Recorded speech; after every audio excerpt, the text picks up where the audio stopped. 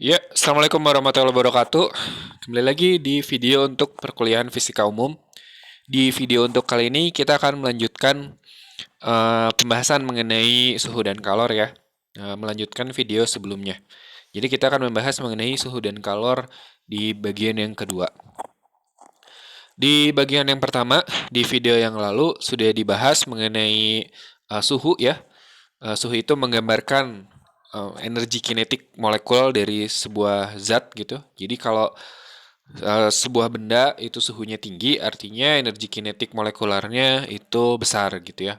Artinya kalau misalkan dia adalah benda padat, maka molekul-molekulnya itu bergetar dengan lebih cepat gitu ya, dan sebaliknya. Nah, kemudian kita juga sudah membahas eh, yang namanya pemuaian. Jadi ketika sebuah benda suhunya dinaikkan karena suhu itu berkaitan dengan energi kinetik dan energi kinetik itu berkaitan dengan gerak, maka ketika suatu benda suhunya dinaikkan, maka dia gerakannya akan menjadi lebih besar ya, lebih cepat gitu gerakannya, sehingga eh, ukuran antar molekulnya itu menjadi lebih besar. Akhirnya benda itu akan mengalami yang namanya pemuaian, yaitu perubahan volume ketika pada suatu zat ketika eh, ketika suhunya dinaikkan gitu ya. Itu adalah pemuaian. Salah satu contohnya ya udara ya. Udara kalau kita simpan udara itu di dalam sebuah balon gitu. Karena balon itu dia bisa berubah ukurannya. Kemudian ketika kita panaskan ya, tadinya dia kempes, kita panaskan maka dia akan mengembang. Artinya udara yang ada di dalam wadah ini dia mengalami pemuaian ya.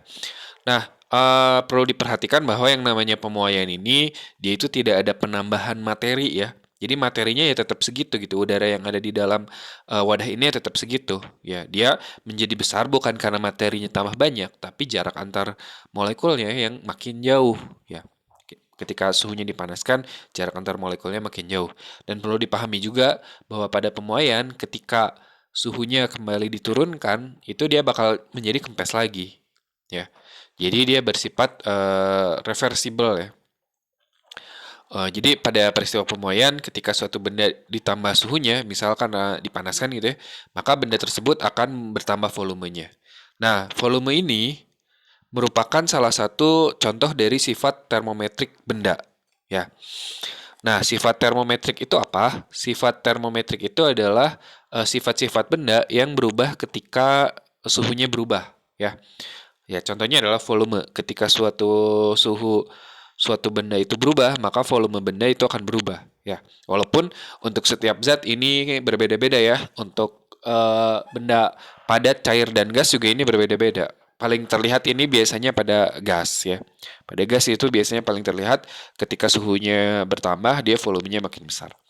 Nah, pertama volume ini karena dia berubah terhadap suhu, maka volume ini disebut dengan sifat termometrik ya. Jadi ini disebut dengan sifat termometrik, yaitu sifat yang berubah ketika suhunya berubah. Nah, selain volume benda, contoh lain dari sifat termometrik itu adalah tekanan, hambatan listrik pada kawat, dan juga warna filamen pada lampu pijar. Ya, karena sama juga kan, di hambatan listrik, dia juga berubah ketika suhunya berubah. Dan ini juga nanti ada pemanfaatannya ya, yaitu pada pembuatan termometer ya. Nah, mempelajari sifat termometrik benda itu akan sangat bermanfaat bagi kita. Salah satunya adalah dalam memahami prinsip kerja alat ukur suhu ya, yaitu adalah termometer. Nah, jadi termometer ini bekerja dengan sifat-sifat termometrik benda ini ya, karena termometer ini adalah alat untuk mengukur suhu, sedangkan sifat-sifat termometrik benda adalah sifat-sifat yang berubah ketika suhunya berubah. Jadi perubahan pada setiap besaran-besaran volume misalkan ya, atau tekanan atau hambatan dan lain-lain ini dapat menjadi ukuran untuk berubahnya suhu. Sehingga sifat termometrik ini bisa kita manfaatkan untuk membuat alat untuk mengukur suhu. Nah, pertanyaannya adalah kenapa kita harus menggunakan termometer gitu? Karena pada dasarnya di dalam tubuh kita gitu ya, kita terlahir dengan termometer alami yang ada di dalam tubuh kita. Seperti kalau dalam ilustrasi di sini ya, ada kopi panas gitu ya, atau gelas berisi es gitu yang dingin, kita bisa mengetahui nih mana yang suhunya lebih tinggi, mana yang suhunya lebih rendah. Kita bisa mengetahuinya hanya dengan menyentuhnya aja, nggak perlu menggunakan termometer ya. Jadi kita bisa merasakan tuh suhu yang lebih tinggi, suhu yang lebih rendah itu yang mana. Nah, tapi kenapa kita harus menggunakan termometer gitu ya?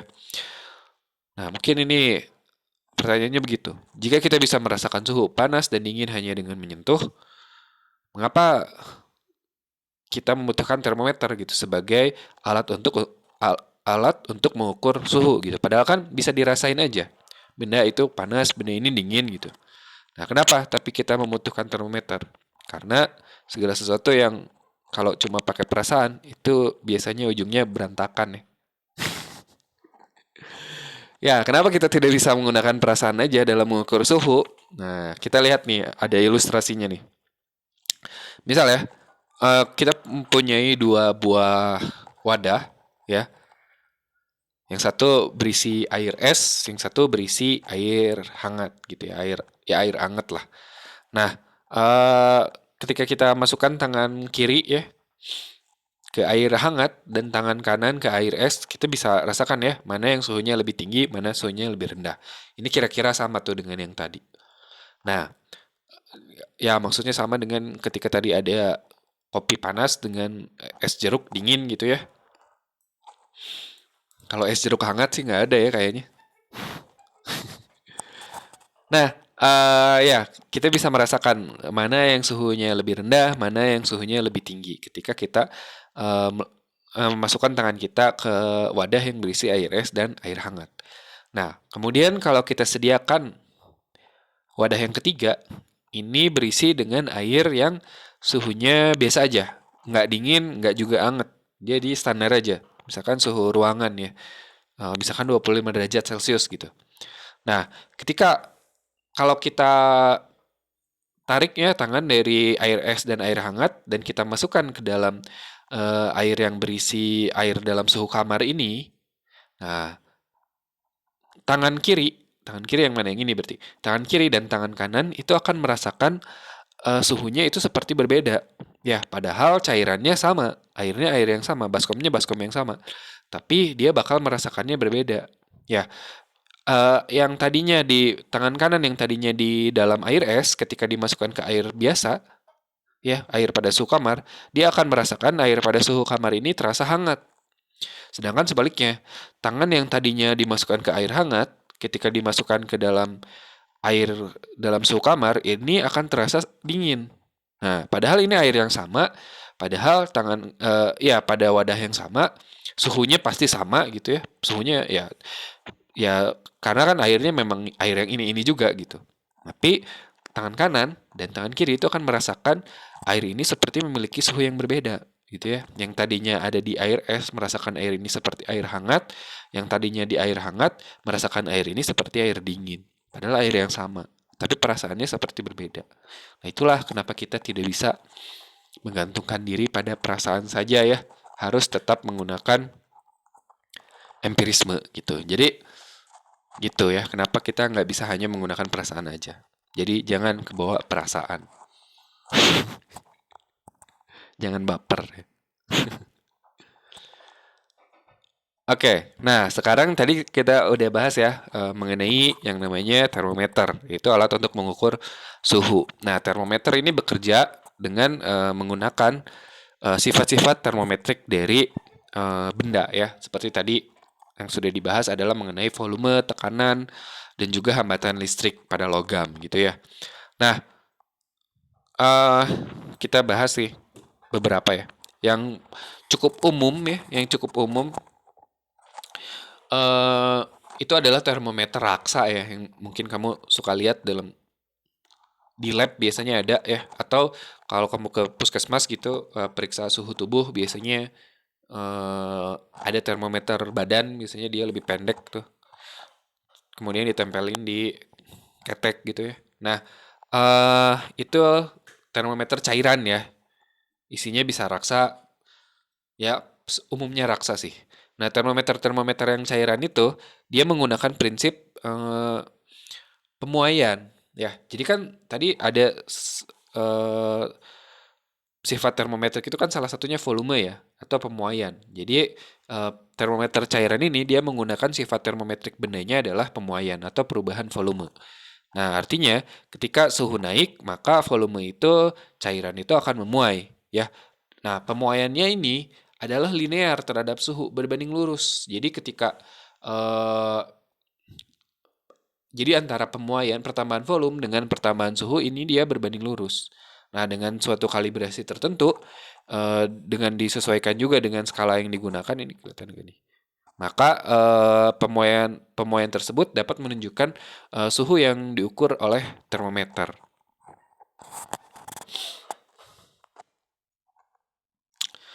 Nah, termometer cairan ini ada berapa ya skala yang digunakannya? Ya, ada skala Celsius, ada skala Fahrenheit, ada skala Reaumur dan skala Kelvin. Nah, ini kamu kamu juga nanti bisa membuat skala kamu sendiri. Misalkan nama kamu Asep gitu, skala Asep bisa.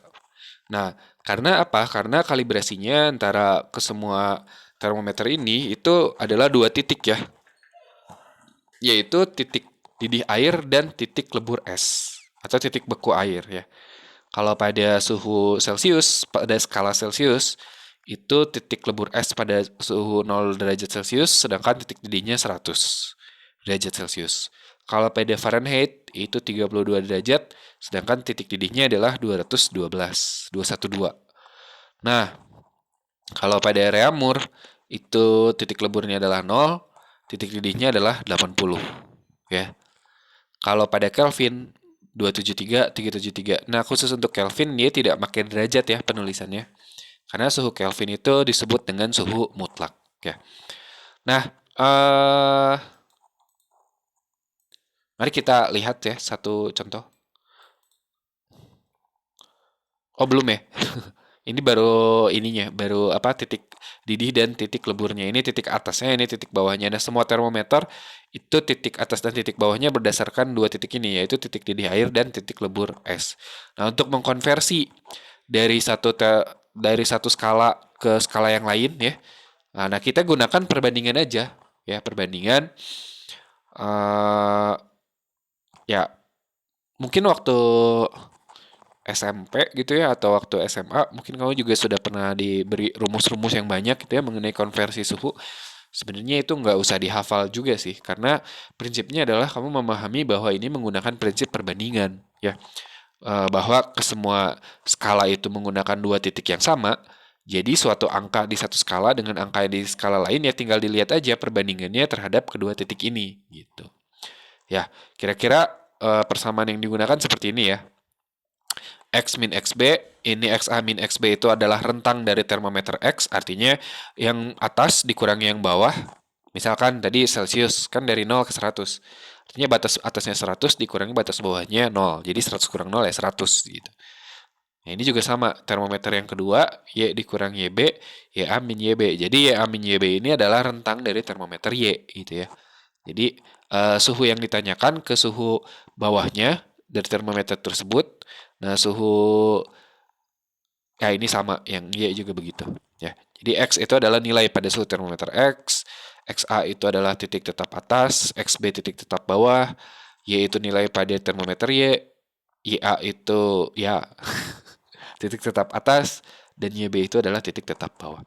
Nah, mari kita bahas satu contoh ya. Satu contoh. Nah, sebagai contoh, apabila kita akan mengkonversi 50 derajat Celcius ke dalam skala Fahrenheit ya. Nah, kita lihat dulu nih di sini. Celsius batas atas dan batas bawahnya adalah 100 dan 0. Sedangkan Fahrenheit itu adalah 212 dan 32, ya 212 dan 32, yaitu adalah batas atas dan batas bawahnya. Nah, kita masukkan ke persamaan ini. Kita masukkan ke persamaan ini dengan mengganti X-nya menjadi Celsius misalkan ya, dan Y-nya menjadi Fahrenheit. Oh, kebalik ya, kita ingin mengetahui Fahrenheit-nya. Jadi Fahrenheit kita tulis duluan aja. Oh, di sini udah dikasih tahu nih bahwa titik tetap bawah dan titik tetap atas untuk Celsius adalah 0 dan 100, sedangkan untuk Fahrenheit adalah 32 dan 212. Nah, kita masukkan aja ya ke persamaan yang tadi dengan mengganti X-nya menjadi Celsius dan F-nya menjadi Fahrenheit. Ya ini sama aja lah, bisa di kiri bisa di kanan sama aja. Nah, Celsius yang ditanyakan adalah 50 ya. Batas bawah Celsius adalah 0, rentangnya adalah dari 0 ke 100. Fahrenheit ditanyakan nggak tahu berapa, batas bawahnya adalah 32, rentangnya adalah dari 32 ke 212 gitu kan ya. Jadi kita tinggal masukkan angkanya. Nah, dapat seperti itu ya, 50 kurang 0 ya 50, 100 kurang 0 ya 100, 212 dikurang 32 itu adalah 180. Jadi rentang dari termometer Fahrenheit itu dari 32 ke 212 ya, yaitu 180. Sedangkan rentang termometer Celsius itu dari 0 ke 100, jadi ya 100 gitu. Nah, ini bisa kita sederhanakan ya, sesederhana mungkin aja. Jadi 50 dan 100 kan bisa kita sederhanakan jadi setengah ya. Jadi 1/2. Jadi 1/2 sama dengan F min 32 per 180. Ya, kemudian kita pindah ruas ya. Atau kali silang boleh. 180 ke atas, 2-nya ke sana gitu ya. Jadi 180 sama dengan 2 kali F ya 2F, 2 kali 32 ya min 32 ya. Jadi kali silang 180 kali 1 sama dengan 2 kali F min 32. Jadi kita dapat 180 sama dengan 2F min 64. Kita pindah ruaskan 64-nya ke 180 jadi plus ya. Jadi 2F adalah 180 tambah 64 yaitu 244. Jadi kalau ingin tahu F ya tinggal dibagi 2. 244 dibagi 2 ya jadinya 112 derajat Fahrenheit. Ya itu ya, jadi 50 derajat Celcius itu sama dengan 112 derajat Fahrenheit. Nah, sebenarnya ini kita bisa gunakan logika aja, ya. Coba kita lihat skala termometer ini. Kalau Celsius itu kan batasnya dia dari 0 ke 100. Sedangkan Fahrenheit itu dari 32 ke 212 ya. Nah, kalau kita lihat 50 derajat itu ada di mana nih di skala ini? Dari 0 ke 100 kan ada di tengah-tengah ya. Nah, udah pasti si Fahrenheit juga ada di tengah-tengahnya ya. Nah, rentang dari Celsius kan 100 ya. Kalau berarti 50 itu adalah setengahnya. Nah, berarti tinggal kita lihat aja rentang dari Fahrenheit berapa. Kan dari 32 ke 212 adalah 180. Berarti ya ini juga sama, setengahnya dari 180. Yaitu setengahnya dari 180 adalah 90. Jadi kalau 50 rentang 50 di Celsius itu sama dengan rentang 90 di Fahrenheit. Tapi ingat, si Fahrenheit ini dia mulainya bukan dari 0, tapi mulainya dari 32. Jadi 90 dijumlah dulu dengan 32, jadinya dapat 112. Sama kan ya dengan hasil yang tadi. Jadi ini tinggal pakai logika aja sebenarnya. Jadi kalau 50 derajat Celcius berapa derajat Fahrenheit ya tinggal setengahnya. Ini kan rentangnya 100, setengahnya 50. Berarti ini pun rentangnya 180, setengahnya adalah 90. Tapi ingat, dia mulai dari 32. Jadi 90 tambah 32. Sederhana ya, cukup sederhana. Nah, sedangkan gimana kalau dalam skala yang lain nih? Kalau dalam skala Fahrenheit 112, gimana kalau dalam skala Reaumur? Ya sama juga setengahnya lagi. Kan ini rentangnya Reaumur dari 0 ke 80. Ya berarti rentangnya 80. Ya tinggal setengahnya berapa? 40. Jadi 50 derajat Celcius adalah 40 derajat Reaumur. Ya setengahnya aja kan. Setengah dari 80 karena dia mulainya sama-sama dari 0 nih antara Celcius dengan Reaumur. Jadi nggak usah ditambah lagi di bawahnya. Nah sedangkan misalkan Kelvin. Kelvin rentangnya berapa nih? Dari 273 ke 373 rentangnya adalah 100. Nah, setengah dari 100 ya sama kan 50. Jadi 50 rentang 50 Celcius itu sama dengan rentang 50 Kelvin. Cuman perlu diingat Kelvin ini mulainya dari 273. Jadi tinggal ditambah 273 ditambah dengan 50 dapatlah 323 Kelvin. Gitu ya. Jadi begitu ini sebenarnya persamaan yang tadi itu hanya ya logikanya dari perbandingan ini ya. Ketika kamu lupa persamaannya, tapi kalau kamu ingat logika perbandingan ini, nanti kamu bisa cari sendiri itu.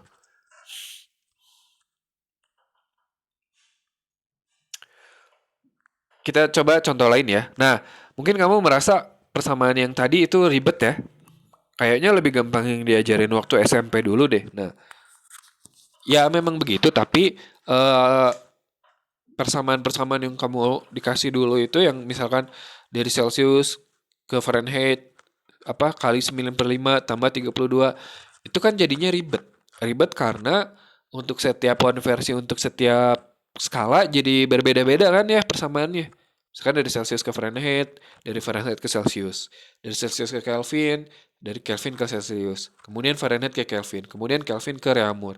Itu kan jadinya beda-beda. Nah, kalau dengan menggunakan persamaan ini, persamaan yang tadi, nah persamaan ini kita jadi menggunakan satu persamaan aja untuk setiap eh, skala dan bahkan bisa juga digunakan untuk skala yang bukan Celsius, Fahrenheit, Kelvin dan Reaumur ya. Contohnya ini termometer T. Termometer ini termometer apa? Termometer yang ya bebas aja orang mendefinisikan termometer T itu membeku pada suhu air membeku pada suhu 20 dan mendidih pada suhu 200 ya. Bebas aja kamu juga bisa membuat termometer kamu sendiri dengan titik bawah apa skala termometer kamu sendiri dengan titik bawahnya berapa, titik atasnya berapa. Nah, jadi dengan persamaan ini kita bisa menggunakan skala yang apa aja gitu. Nah, kita lihat ya contoh yang ini ya, contoh yang kedua. Misalkan pada termometer T, air membeku pada suhu 20 derajat T gitu berarti. Dan mendidih itu pada 200 derajat T. Pada tekanan 1 atm ya. Nah, tentukan 303 Kelvin itu dalam T. Ya, 303 Kelvin itu berapa T? Gitu. Jadi kita masukkan aja. Nah, T yang ditanyakan, kemudian batas bawahnya ada 20, kemudian rentangnya adalah dari 20 ke 200. Ya, jadi ini tinggal dikurangi aja 200 min 20. Sedangkan kalau Kelvin yang ditanyakan di soal 313, batas bawahnya adalah 273, rentang dari Kelvin kan dari 273 ke 373 ya, berarti 100 ya. Berarti ini bisa kita tulis begini, 200 min 20 adalah 180, 373 dikurang 273 itu adalah 100. Nah ini tinggal disederhanain aja, boleh yang 40 dengan 100, boleh juga yang 100 dengan 180, boleh disederhanain. Misalkan yang 180 dengan yang 100 ya, 180 dibagi 20 jadi 9, sedangkan 100 dibagi 20 jadinya 5. Jadi bisa dapat kita persamaannya begini ya, T min 20 per 9 sama dengan 40 per 5. Nah, berarti kalau pengen tahu T min 20 ya 9-nya dikesanain aja. Jadi T min 20 itu 40 per 5 dikali dengan 9. 40 dibagi 5 kan 8 ya. 8 kali 9 itu adalah 72. Jadi jangan lupa bahwa T ini dia mulai dari 20. Jadi ini pindah ruas nih, min 20 ke kanan. Jadi plus 20. Jadinya T itu sama dengan 72 plus 20 yaitu 92.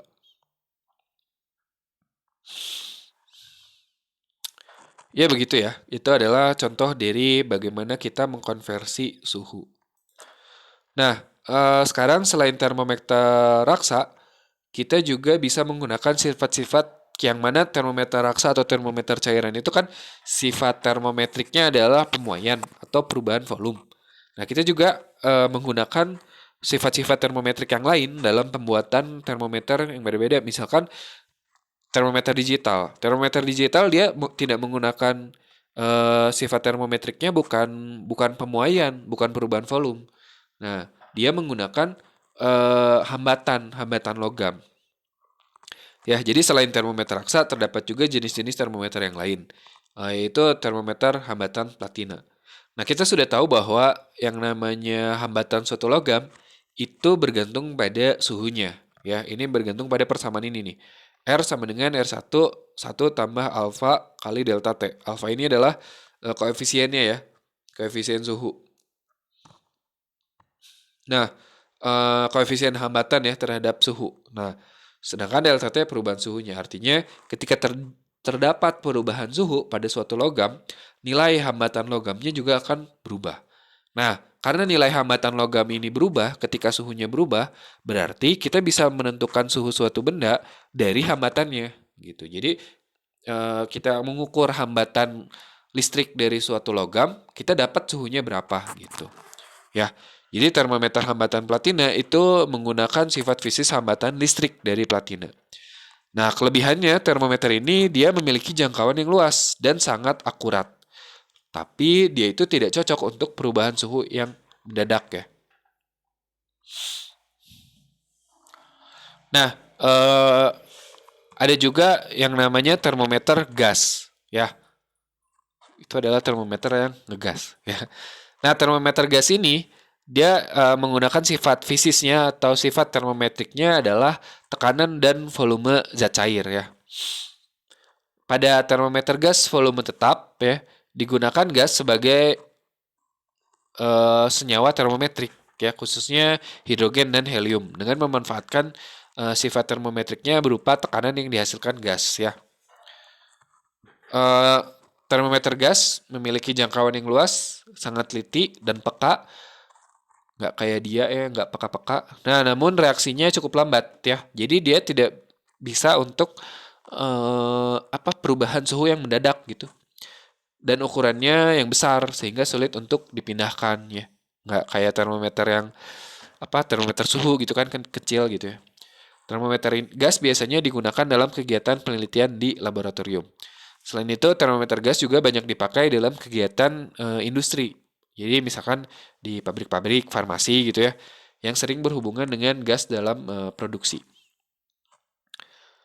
Jadi begini adalah skema termometer gas untuk volume konstan. Nah, sifat termometrik yang digunakannya itu pada gas bervolume konstan itu adalah tekanan, ya, tekanan dari gasnya. Jadi ada apa aja tuh? Yang pertama kan yang sudah kita bahas sifat termometriknya adalah volume, ya. Volume itu dalam termometer cairan. Kemudian termometer digital dia menggunakan hambatan. Kemudian termometer gas dia menggunakan tekanan. Nah, kemudian ada juga termometer yang eh, dia menggunakan sifat fisis yang digunakannya adalah warna cahaya yang terpancar. Jadi frekuensi cahayanya, ya. Nah, ini mungkin sering ya sekarang ketika musim pandemi itu kan sering diukur suhu tubuh gitu ya. Itu kan tidak bersentuhan langsung dengan suhu dengan benda yang diukurnya gitu. Si pengukur suhunya itu tidak tidak langsung ke menempel gitu ke benda yang diukurnya. Nah, jadi benda yang panas itu akan memancarkan radiasi, ya, dan cahaya di sekelilingnya. Semakin tinggi suhu suatu benda, maka semakin besar radiasi dan intensitas cahaya yang dipancarkan. Besarnya radiasi dan intensitas ini tergantung dari suhu benda dan dari warna atau panjang gelombang sinar yang dipancarkan. Nah, dengan mengukur radiasi total atau radiasi pada salah satu panjang gelombang, maka temperatur panjang gelombang nanti bakal berkaitan dengan frekuensi, ya. Jadi frekuensi dan panjang gelombang itu kan berhubungan. Maka temperatur benda itu akan dapat ditentukan tanpa menyentuh dari benda tersebut, ya. Jadi untuk mengukur suhu benda tidak dilakukan kontak langsung dengan benda yang diukur. Namun mengukur besarnya radiasi total atau radiasi pada salah satu panjang gelombang. Nah, kelebihan dari pirometer ini karena dia tidak harus menyentuh dari benda yang diukur suhunya, maka dia kelebihannya itu bisa mengukur suhu yang sangat tinggi gitu. Karena kan nggak usah ditempelin gitu si alatnya ini terhadap terhadap benda yang akan diukur suhunya. Ya, sementara seperti itu dulu untuk video kali ini. Semoga dapat dipahami. Silakan dikerjakan tugas-tugasnya. Assalamualaikum warahmatullahi wabarakatuh.